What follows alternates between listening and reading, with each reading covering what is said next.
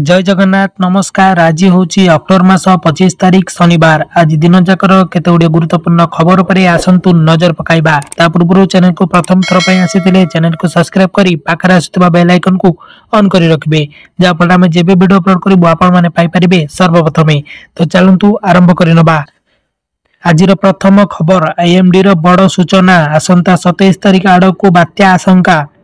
25 रे अवपात रूप नेब लघुचाप। आसंता 27 तारिख आड़क बात्या आशंका। बंगोपसागर बात्या आशंका थिबा सूचना देइछि भारतीय पाणपाग विभाग।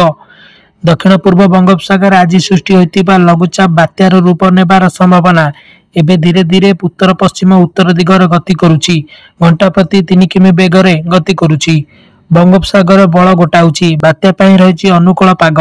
लघुचाप प्रभाव रे राज्य रे आसंता 27 तारिख पर्यंत राज्य रे वर्षा संभावना रहिछि।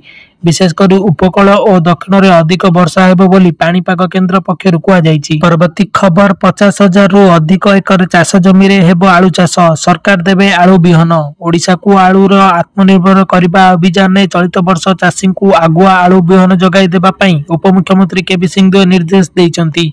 50,000 रु ऊर्ध्व एकर जमी रे प्राय 3 लाख क्विंटाल पाखापाखि आलू बिहन आवश्यकता होइतिबा एवं यह चाषी को आवश्यक अनुसार आगुआ विभाग पक्षरु जगाई दिया जिवो। नवेम्बर मास प्रथम सप्ताह आलू बिहन जोगाण पाई विभाग पक्षरु प्रस्तुति करा जायछि। आवश्यक मुताबक ब्लॉक अनुसार यार जोगाण करा जिवो।